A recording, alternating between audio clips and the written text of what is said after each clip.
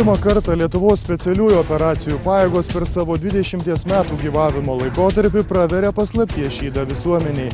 Jūsų dėmesiui pažintis su kovinių narų tarnyba, kuri yra vienas iš 3 Lietuvos specialiųjų operacijų pajėgų padalinių.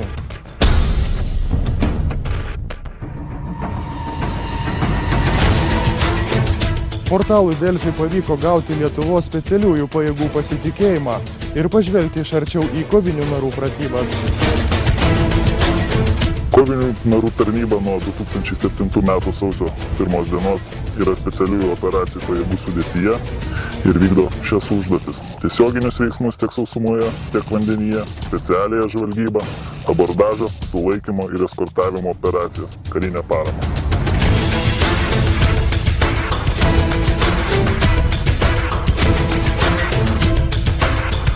Specialiųjų operacijų pajėgų esmė likti nematomiems nežinomiems. Karių misija – vykdyti didelės rizikos sudėtingas kovinės užduotis. Tai yra bet kurioje vietoje, bet kokiu metu, užklupti priešiškas pajėgas netikėtai, greitai, efektyviai ir suduoti triuškinamą smūgį.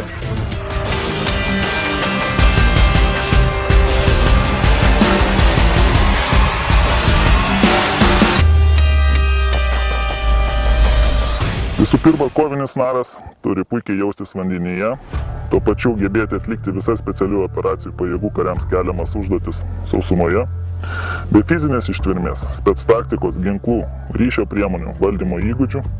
Koviniai narai valdo greitaeiges valtis, treniruojasi atlikinėdami parašiutinius šuolius ne tik į sausumą, bet ir į vandenį, atlieka sprogdinimo darbus. Koviniai narai pastoviai tobulinasi Lietuvoje ir kitose NATO šalyse. Sierra 1-0 X-ray pranešimas, klausau. X-ray, Sierra 1-0, siūsk, klausau.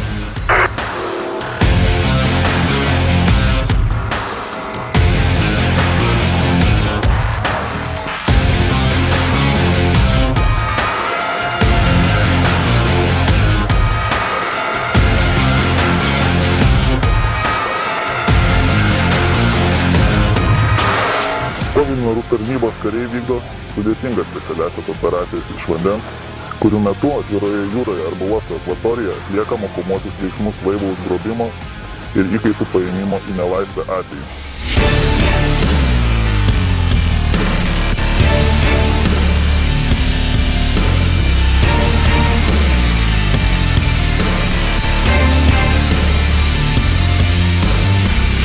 Taikinys vietoj, pirma grupė virš taikinio, klausau.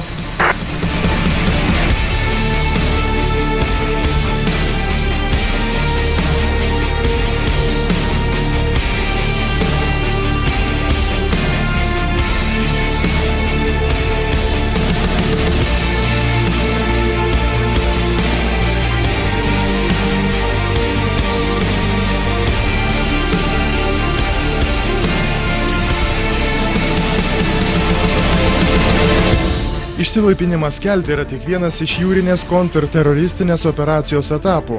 Pats išsilaipinimas gali trukti nuo keliolikos minučių iki valandos. Visa operacija nuo kelių valandų iki kelių dienų.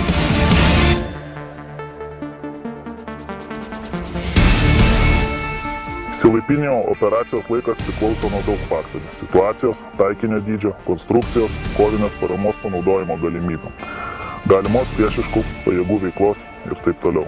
Taigi, operacijos įvykdymo laikas visuomet susijęs su užduoties tikslu. Kad būtų atliktas kelto abordažas, kariams reikalingi specialūs įgūdžiai ir specialusis rengimas. Visi kariai dalyvaujantis tokio pobūdžio pratybose praeina specialią apmokymo programą, kurios metu yra paruošiami ne tik fiziškai bei įgyja būtiną techniką. Sierra 1-0 X-ray, pirma grupė, filas baigtas. Ugdomos ir tokios kario savybės kaip moralinis ištvermingumas, gebėjimas nugalėti savo baimes.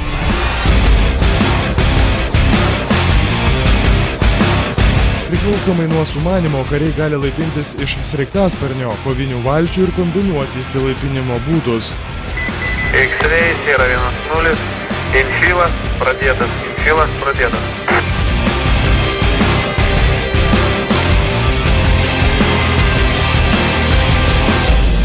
Sierra 10 X-ray, Denis saugus.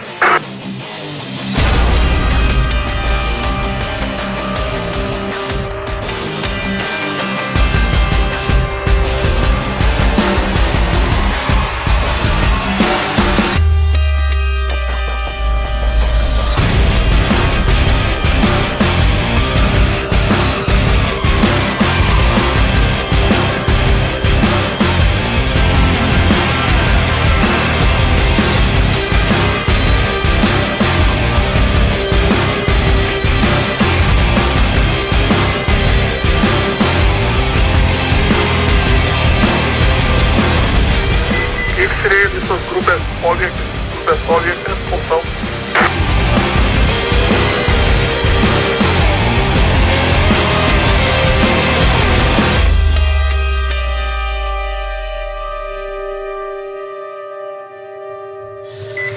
X-ray, Sierra 10, supratau, objektas saugus.